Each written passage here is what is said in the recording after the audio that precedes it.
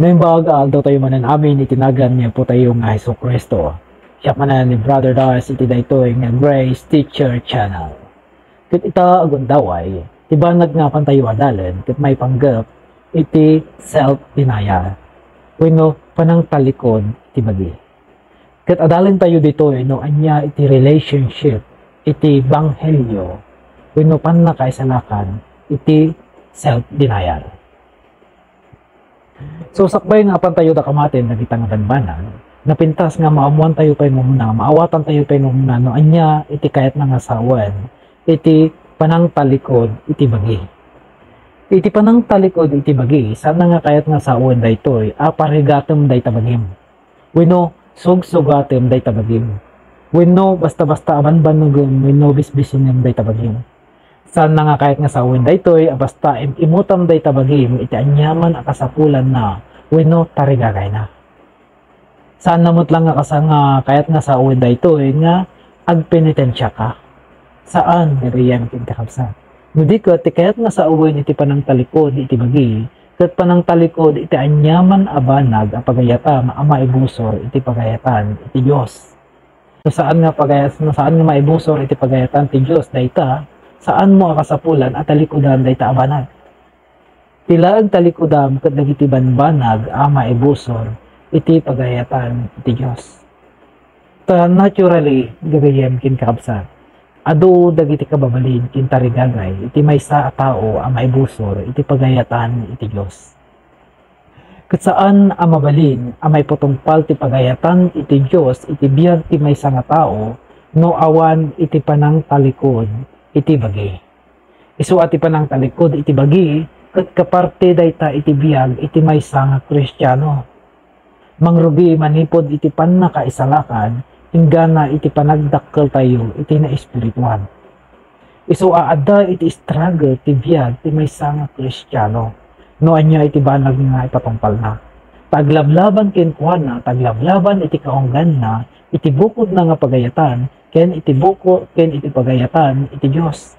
Isu iti bagi, iti umuna akabusor tayo, tapno may patungpal tayo iti pagayatan, iti biyag, iti pagayatan, iti Diyos, iti biyag tayo.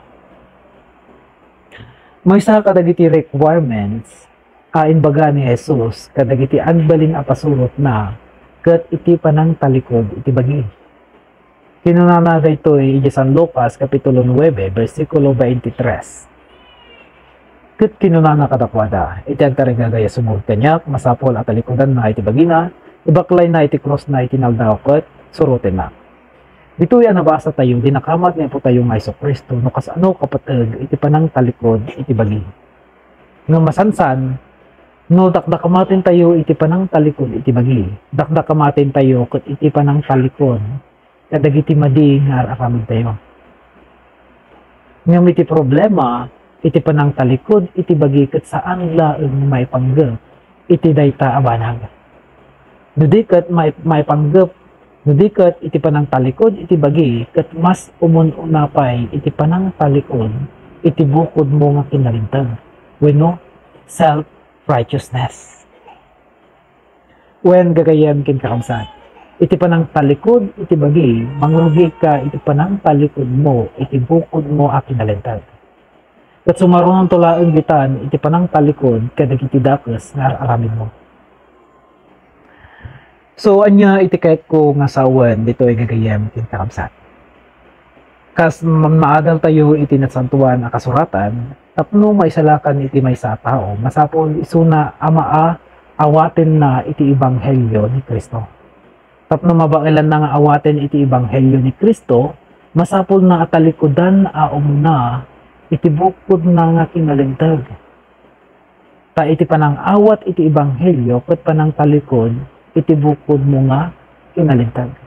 Kaputa ibatan, kaputa iti ebanghelyo, iti parabor, agbinusor da, iti bukod mo nga kinalintag. Sanda nga mabalin nga agtipon, dagita nga banag na duwa. Kat no iti may nga tao, kat nabailan na nga namati, kat na isala ka nun, nagrugilitan iti makungkuna nga sanctification. Daytoy iti proseso ay inukton atal talikodan dayta a tao anay salakan, dagiti dakes araramid na. Isu anak-unak ididamo iti panang talikod iti bagi ket kaparte dayta iti biag iti maysa a Kristiyano manipud pan nakaisalakan inggana panagdakkel iti na espiritual. Tapno maliklikan iti misunderstanding iti daytoy nga ilubaga kagayam kin kakabsat. Masapol tayo ka maawatan no anya iti kayat nga asawen iti self-righteousness. Wenno bukod akin nalintag. Kino anya iti kayat nga asawen no talikodan tayo daytoy nga banan. Karkaro no paino adadag iti dumdum kada tayo nga barbaro pay lang iti panagkristyano ket itadala nga manggagan daytoy nga sao. No kuna tayo nga self-righteousness, daytoy ket iti panagtalek, wenno panangitag-ay, wenno panangnamnama, kadagiti banag inararamid tayo nga naimbag. No kuna tayo talikodan tayo iti self-righteousness, no kuna tayo nga talikodan tayo iti bukod tayo kinalintag, saan na kayat asawen daytoy isarden tayon dagiti naimbag araramid tayo. No diket italikodan tayo ket iti panagtalek, iti panangnamnama, iti panangitag-ay kadagitoy naimbag nga inararamid tayo. Ket daytoy a self-righteousness, daytoy iti kabusor iti ebanghelyo ni Kristo. Kaputa iti ebanghelyo ni Kristo awan sa bali nga may tagtag-ay, awan sa bali nga mapadpadayawan, awan sa bali nga pangnamnamaan, awan sa bali nga ayan ti confidence tayo na saan nga gibanag nga inaramid ni Kristo para kada tayo. Saan nga gibanag nga naimbag nga inaramid tayo. Iso nga ang binusor nga talaga iti ebanghelyo ni Kristo iti bukod na kinalintag. Iso asaan mo nga mabalin nga awaten ti ebanghelyo no saan mo nga umuna at talikudan iti bukod mo nga kinalintag. Masapol laglagipin tayo gagayem kin kakabsat no asino dagiti inmawat kin asino dagiti nang rejektar iti ebanghelyo ni Kristo. Iti San Mateo kapitulo 21 versikulo 31 hanggang 32 kinuna ni Jesus ngem daytoy met ti kunak kada kayo. Umununan tong ngem da kayo amapan iti pagarian ti Dios dagiti agsingsingir ti buwis ken dagiti dakes a babae. Taymay kada kayo ni Juan anang isuro ti pudno adala na surutin nyo ket diyo pinati ngam namati ken kuana dagiti agsingsingir iti buwis ken dagiti dakes a babae ket uray pay kalpasan iti panakakita yo iti daytoy di kayo lata nagbabawi ken namati ken kuana. Iti pangibagbagaan ni Apo tayo nga Jesucristo daytoy nga banal ket dagiti mabigbigbig a nalinteg at tao dita a panawen. So ipagbagagarod ni Jesus adagiti managbasol ket umununan tupay asombrek iti pagarian ti Dios kumpara kadagiti nalinteg at tao. Taan niya nga gapo. Gapo ta dagiti managbasol inawat da na mati da iti ebanghelyo ket dagiti nalinteg saan da nga inmawat. Di ba? Isaludsod nga rod itata. Apay nga ta nga dagiti nalinteg nga tattao marigatan da nga mang-awat iti ebanghelyo. Apay nga ta. Taan niya nga rason. Dinggan tayo analeeng daytoy gagayem kin kakabsat. Ta importante daytoy unay nga masapol tayo nga maawatan.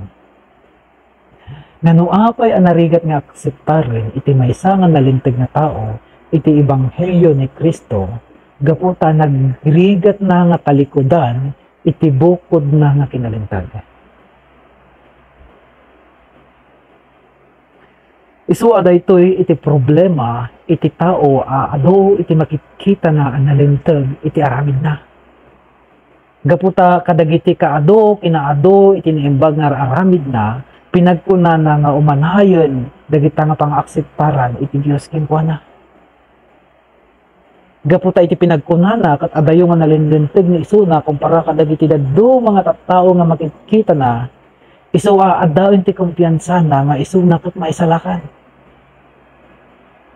Gaputa pinagkunanak ket mabalinan, ti pinagkunanak ket umanayon, dagiti ado nga sakripisyo, dagiti ado nga banbannog, dagiti ado nga tawtawen, nga isuna ket ado dagiti banbanag nga papaay na iti Dios.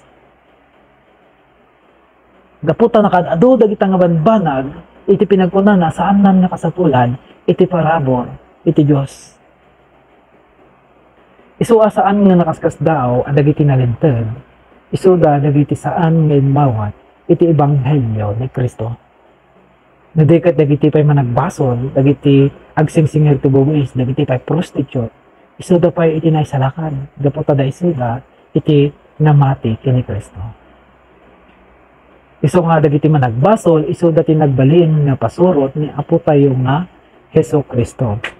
Isu kinunan ni Jesus iti San Lucas, kapitulo 5, versikulo 31 hanggang 32. Simungbat ni Jesus kadakwada, saan adagiti nasalon at ti makasapol iti mangagas, no diket dagiti masaksakit.